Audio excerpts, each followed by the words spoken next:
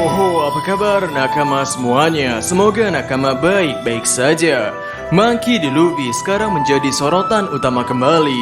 Dengan power up yang ia dapatkan dengan kekuatan Gomu Gomu no Mi-nya itu, serta ia yang saat ini sudah dianggap sebagai Joy Boy yang baru oleh Zunisa, membuat kita semua merinding melihat sosok Luffy yang sekarang. Bagi nakama yang belum menonton video Luffy menjungkir balikan dunia, sebaiknya tonton video tersebut terlebih dahulu, karena hal yang akan kita bicarakan kali ini adalah mengenai kaitan besar jungkir balik pada Luffy dan mimpi buruk Im Sama. Jadi, tanpa basa-basi lagi, langsung saja mari kita mulai.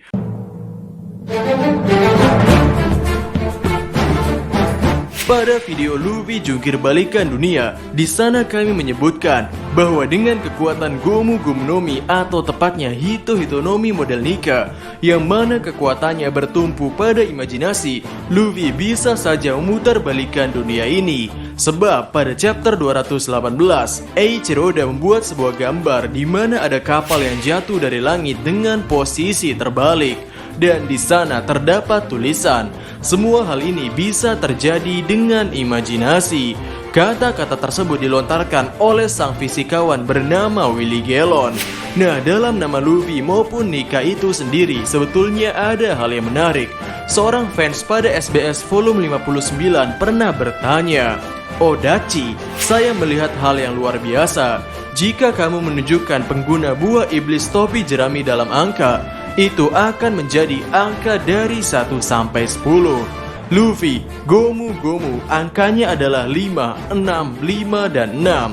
Chopper, Hito Hito, angkanya adalah 1, 10, 1, dan 10.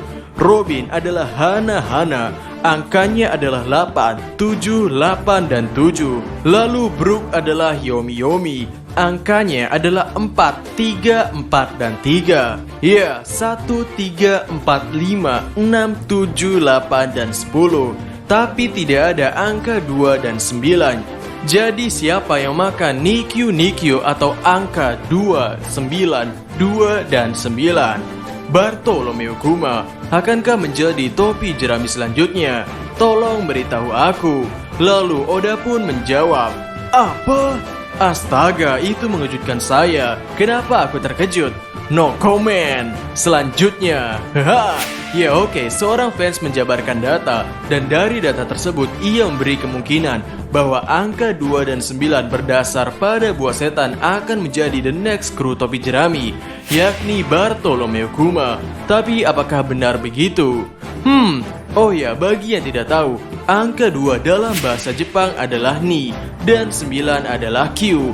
Tapi bagaimana jika kita plesetkan Q ini menjadi K, yang artinya Ni, K adalah 2 dan 9. Maka secara teori, Gomu adalah 5 dan 6, sedangkan Nika adalah 2 dan 9.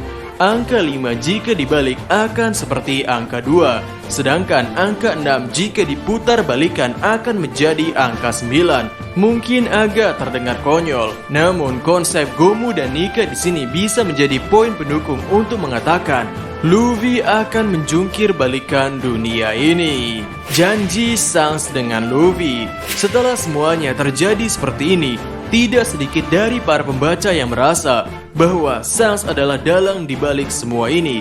Maksud kami, masih ada kemungkinan bahwa Shanks adalah orang yang memberitahukan Gorosei tentang seorang bajak laut yang ingin dibicarakan Shanks pada saat Reverie. Dan bajak laut yang dimaksud oleh Shanks ini adalah Monkey D. Luffy.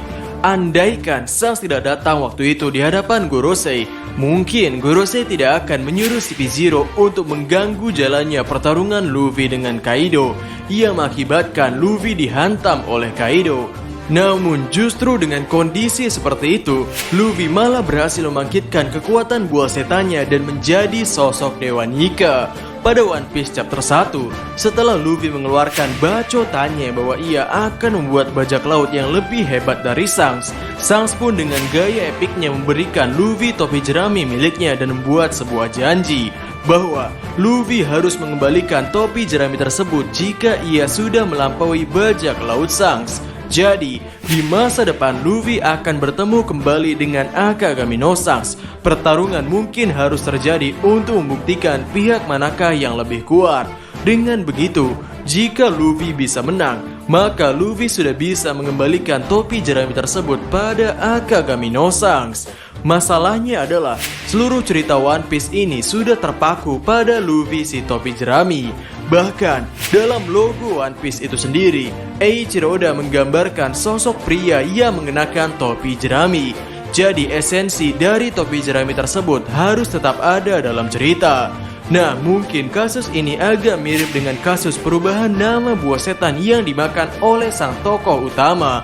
Luffy meyakini bahwa buah setan yang ia makan adalah Gomu Gomu. Namun ternyata buah setan yang ia makan adalah Hito Hitonomi model Nika. Sebetulnya ada kemungkinan bahwa di masa depan perubahan nama jurus ini bisa saja terjadi. Namun jika tidak diubah juga tidak apa-apa, karena sejatinya efek kekuatan dari Hito Hitonomi model Nika tetaplah karet atau gomu. Sehingga ketika Luffy melancarkan serangan, merupakan hal yang tetap masuk akal bagi Luffy untuk menyebutkan Gomu Gomu no. Karena di setiap serangan itu, tubuhnya pasti akan melar layaknya karet. Luffy mendapatkan topi jerami milik Joy Boy. Kami pernah membuat sebuah teori di mana Joy Boy berasal dari ras Ors. Videonya berjudul Joy Boy berasal dari ras Ors, Oda gak konsisten.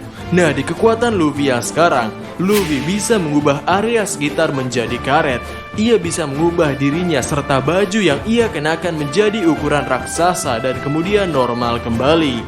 Pada One Piece chapter 1046, Zunisa berkata, "Kangen sekali dengan ritme itu. Joy Boy, hey Joy Boy, seakan-akan kau yang berada di sana, mengembirakan sekali. Semua ini rasanya seperti takdir. Aku jadi berpikir, kalau sebaiknya kita percaya pada anak ini." Dari perkataan Zunisa, ia seperti melihat sosok Joy Boy yang baru pada Monkey D. Luffy. Ia seperti mengenal nuansa yang ia rasakan adalah nuansa yang diberikan oleh Joy Boy pada masa lalu. Dan tidak menutup kemungkinan bahwa sosok Joy Boy dan kejayaan Ancient Kingdom atau kerajaan kuno akan diungkap pada waktu dekat.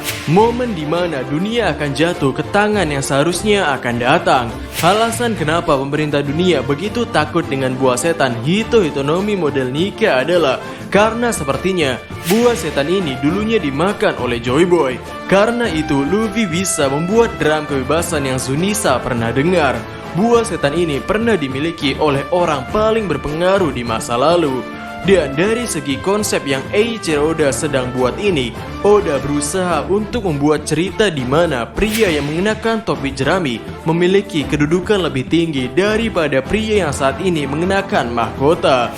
Bajak laut yang dianggap sebagai sampah, orang-orang jahat yang suka menjara, ternyata ada juga orang yang berisikan orang baik seperti Luffy yang membebaskan negara dari para penjajah, mengembalikan hak mereka kepada yang berhak. Sementara itu, pemerintah dunia yang seharusnya mengurusi ini semua sibuk mengurusi kedudukan mereka sendiri dan mementingkan diri mereka sendiri. Jadi ketika nanti dunia jungkir balik itu bukan hanya fisiknya yang jungkir balik, melainkan unsur-unsur yang di dalamnya juga akan ikut jungkir balik. Termasuk dari segi mahkota, seorang raja yang mengenakan topi jerami sebagai mahkotanya akan menjadi mahkota paling keren yang pernah ada di dunia ini. Luffy akan mendapatkan mahkota barunya setelah ia mengalahkan pemerintah dunia. Luffy akan mengambil kembali kedudukan pemerintah dunia kepada mereka yang seharusnya. Pemerintah dunia yang saat ini duduk untuk mengatur dunia, mereka tidak berhak mengatur dunia. Tidak sedikit dari tindakan mereka yang justru menyengsarakan rakyatnya. Contoh paling terlihatnya adalah pembuatan jembatan Tikuilawof yang dibuat berdasarkan tenaga manusia yang dipaksa, ataupun para Ternyubito yang semena-mena memperbudak manusia. Setelah kemenangan melawan pemerintah dunia, Luffy akan mendapatkan topi jerami yang dulunya adalah milik Joy Boy. Ya, topi jerami yang pernah ditatap oleh Im Sama pada Arc Reverie. Karena sekarang Luffy bisa mengaruhi benda sekitar dan memiliki kekuatan untuk mengubah ukuran Bukanlah hal yang menjadi masalah bagi Luffy untuk mengenakan topi jerami raksasa ini. Tambahan, arti dari jungkir balik sebetulnya sangatlah luas. Salah satu contoh yang bisa kita ambil adalah ketika seseorang menemukan One Piece, otomatis rahasia yang selama ini tenggelam, sejarah yang selama ini ditenggelamkan oleh pemerintah dunia akan muncul kembali ke atas perairan.